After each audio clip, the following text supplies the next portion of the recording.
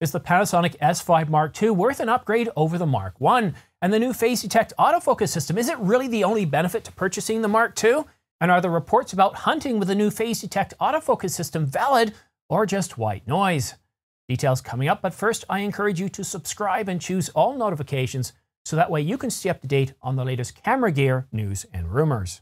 On day 2, after the announcements of the Panasonic Lumix S5 Mark II and the S5 Mark II X, we have a whole bunch of hands-on reviews from the likes of Gordon Lang, DP Review with Chris Nichols and Jordan Drake, and of course Gerald Undone. The purpose of this video though is to summarize the key differences between the Mark I and the Mark II, helping you determine whether there's enough in this new camera to justify the purchase. Yes, we've all heard about the phase detect autofocus system, and that's a big update to the Mark II, but what else is there that might justify an upgrade?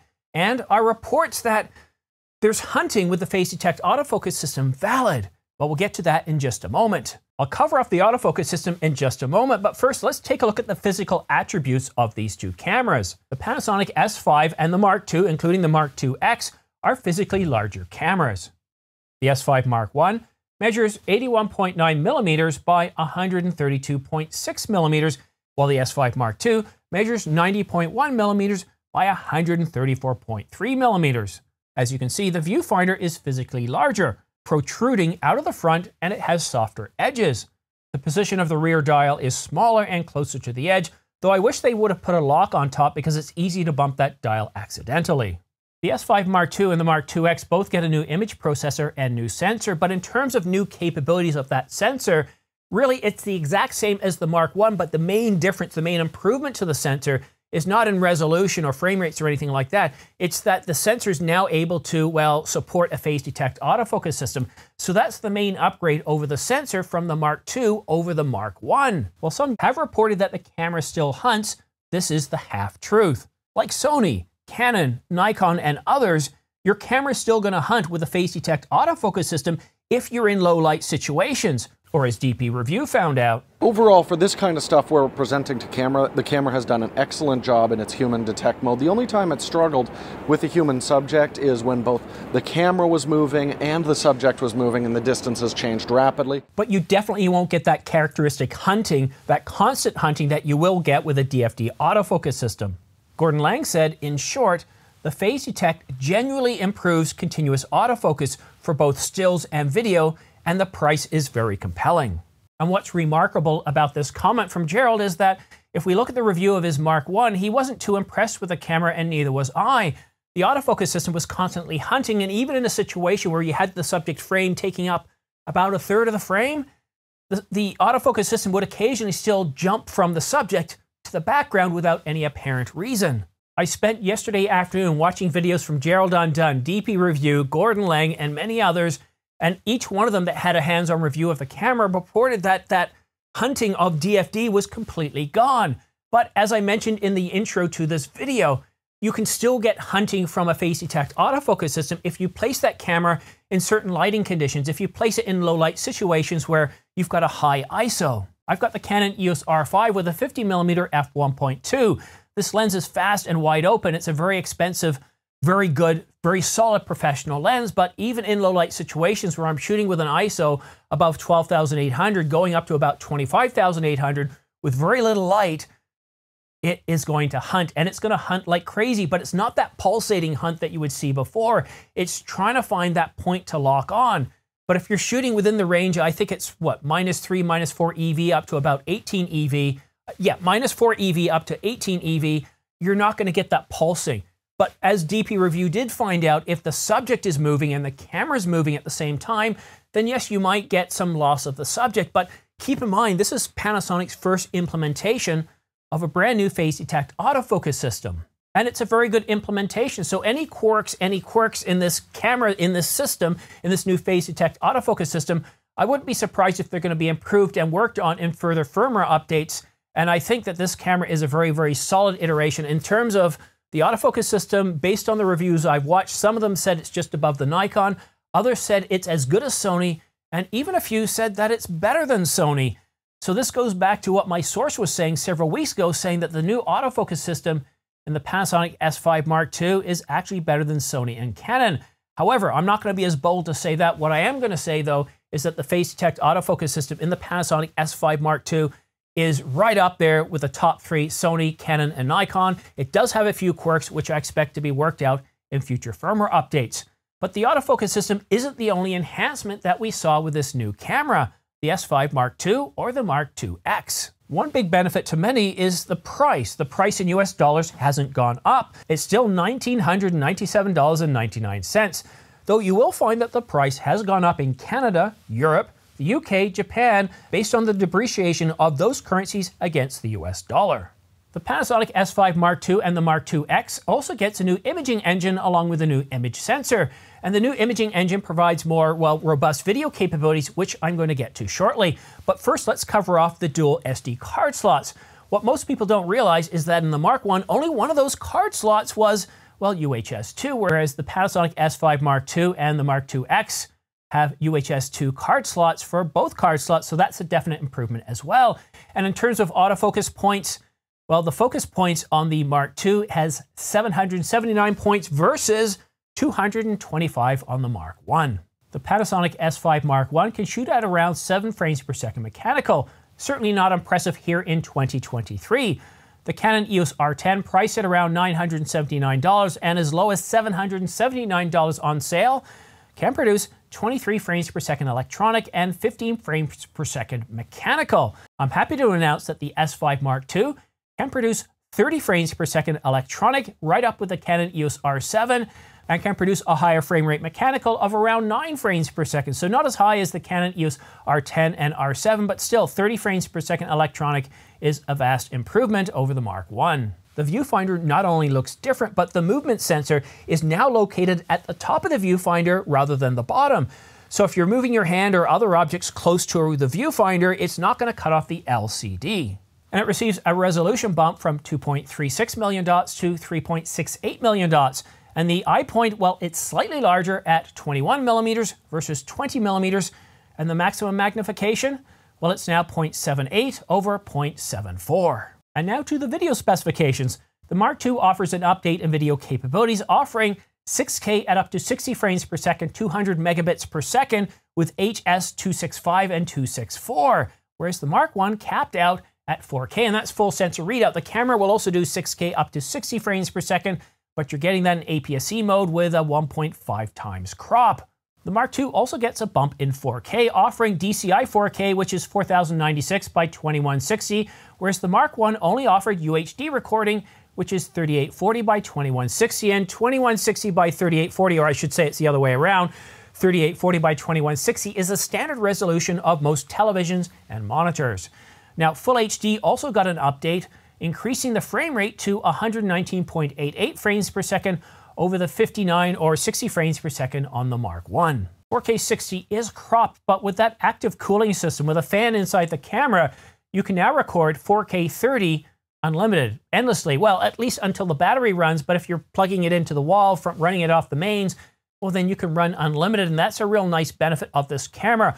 When I'm shooting, I don't want to have to be thinking of running out of the battery. I don't want to have to be thinking of the camera overheating. And to be able to record at 4K 30 without overheating is a really great benefit. The Panasonic S5 Mark II got HLG Assist and color bar recording functions, but Boost IS got a major update in this camera in both the S5 Mark II and the Mark IIX. Jordan Drake of DP Review is shooting Chris Nichols here with a Panasonic S5 Mark II, and believe it or not, he's shooting handheld without a tripod. The Panasonic S5 Mark II offers the best in-camera image stabilization of any camera system out there. Boost IS is absolutely terrific. You can actually produce handheld pans, and of course you can function as a tripod. However, this is very important. There's no substitute for a gimbal such as the Weebill S or the Weebill 3. If you're going to be doing movement, if you're going to be on a bicycle, you're going to be in a car, there's no substitute for that stable, smooth cinematic video than, well, shooting with a gimbal. But still, Boost IS received a major update in the Panasonic S5 Mark II and the Mark IIX. The Panasonic S5 Mark I gets 16 color presets, while the Mark II gets 18 presets, Classic Neo, Monochrome S, and a real-time LUT. But the Mark II gets USB Type-C 3.2 versus 3.1 on the Mark I, and the Mark II gets that full-size HDMI port. And I hope this is something that Canon does in the R5 Mark II. The Canon EOS R5, a camera that sells for, well, almost twice as much, almost twice as much as the Panasonic S5 Mark II, has a micro or Type D HDMI port. And so I hope, Canon, if you're listening, let's stop the silliness with micro HDMI ports. Look, Panasonic, not only do they have some of the best video capabilities, such as waveforms and vector scopes that don't disappear when you press the record button, including histograms, they also have a Type A, a full-size HDMI port.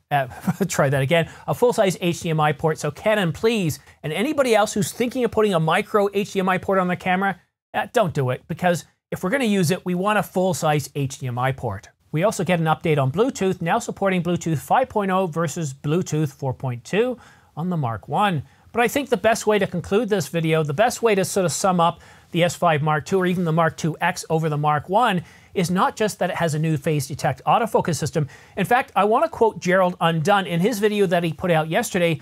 I think Gerald succinctly summed up this camera better than anybody else. So instead of going ahead and coming up with my own rant of why I think the Panasonic S5 Mark II or the Mark IIS should be definitely on your short list of cameras within this price point, let's hear what Gerald Undone had to say. Cameras in this price range are usually all about compromises. Sure, this camera isn't perfect. It doesn't have much in the way of timecode support, and 4K 60 is cropped, and the rolling shutter is a bit slower than I'd like. And that's true. For 27% of my audience, 4K 60 is important. 4K 60 is your standard shooting rate. And while some 58% of you still shoot with the basic frame rates of 24, 25, and 30 frames per second, it's very important to have support for 4K 60. And while this camera does have 4K 60, it's cropped with a rather significant crop of 1.5 times. But they did a great job of putting a reliable autofocus system into an already stellar camera, and they're launching it at $2,000. That's cheaper than the Sony a7 IV, the Canon R6 Mark II, both at $24.99. It's cheaper than their own Micro Four Thirds G8.6, and of course it's cheaper than the Fuji X-H2S. And in most of these cases, you'll be saving up to $500 by choosing this camera while conceding fewer compromises. In the lead up to this announcement, I predicted that the Panasonic S5 Mark II or the Mark IIX with a brand new phase detect autofocus system would be a game changer for Lumix customers, but also for Panasonic themselves, attracting customers from previous systems, maybe Canon users that are sick and tired of Canon's treatment of, well, the cripple hammer or the removement or the disallowing of companies from producing third-party lenses with autofocus on their new RF mount. And perhaps I was getting a little bit too excited about Panasonic and what they offered. Panasonic for years has been providing video capabilities that other camera companies don't offer. Waveforms, vector scopes, and even histograms that, well, when you press that record button, don't disappear. So many different video capabilities in this camera that still functions as a very solid stills camera as well. I'm very impressed with this camera, but as I can see from watching Gerald Undone, from Gordon Lang, DP Review, Chris Nichols from the photo side, and Gordon Drake, or I should say Jordan Drake. Gordon Drake is his evil brother. All of them saying that, wow, the Panasonic S5 Mark II, the autofocus system is terrific.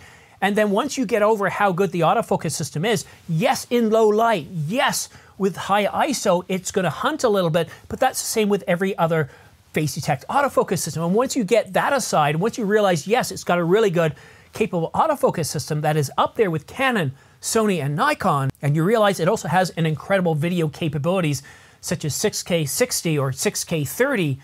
It does all eye on the Mark IIX. It does Apple ProRes on the Mark IIX. It does all eye on the Mark IIX. It has many capabilities. Then you start to realize, I understand why there's so much excitement by all these other YouTubers, anybody that's had hand-on experience with this camera. And even Casey at Camera Conspiracy says, wow, this is a much improved camera. They're all saying the same things. So if you're kind of sitting on the fence, if you're thinking about getting the Panasonic S5 or the S5 Mark II, it's a rather significant improvement over the Mark I.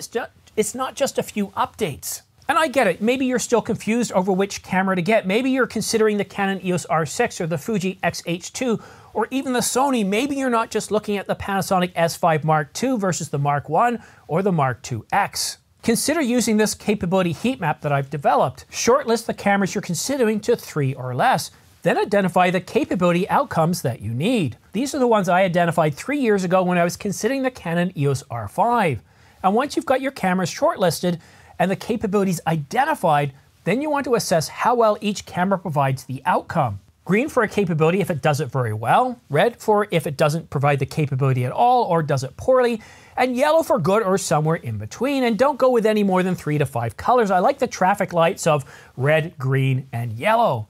And for those capabilities that are an absolute must, and maybe for you it's a phase detect autofocus system, well then go a little bit further. Instead of just using those colors that I mentioned of between red and green, maybe circle the capability in black or some other bold color, or give that capability box a bolder outline indicating that it's a mandatory capability.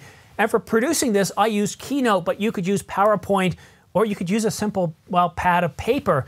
But this is a very key tool, a very key technique that will help you reduce the risk of buyer's remorse. But now the real question you have to ask yourself is, well, what is the difference between the Mark II and the Mark IIX? Does the Mark IIX provide additional capabilities such as Apple ProRes all-eye recording enough to justify the extra $200? Well, I'm going to save that for another video. And if you want to stay up to date on all the latest camera news and rumors, such as everything that's going on with the Panasonic S5 Mark II, or the new cameras that Canon's planning on announcing on the heels of CP+, such as the R50, the R100, or R1000, or maybe even a replacement for the Canon EOS RP? Or what about Nikon, the Z6 Mark III, Z7 Mark III, or even the Nikon Z8. If you want to stay up to date on the latest news and rumors, go ahead and hit the subscribe button followed by choosing all notifications. And if you're interested in pre-ordering the Panasonic S5 Mark II, the S5 Mark IIX, or any other camera that I've talked about in this review, please use my links down below for Amazon.com or B&H, as it helps this channel grow. You don't pay any extra, and I get a small commission back from those two companies of around 2 to 4%, which helps me reinvest back in this channel and grow and attract more viewers. But thank you so much for watching. I'm super excited by the Panasonic S5 Mark II and the Mark IIX. Both cameras look absolutely incredible, and I think this is going to help shake up this segment a whole lot more. The Canon R6 Mark II and the Sony a7 IV cameras that recently came out and are selling for $24.99 are very, very solid cameras.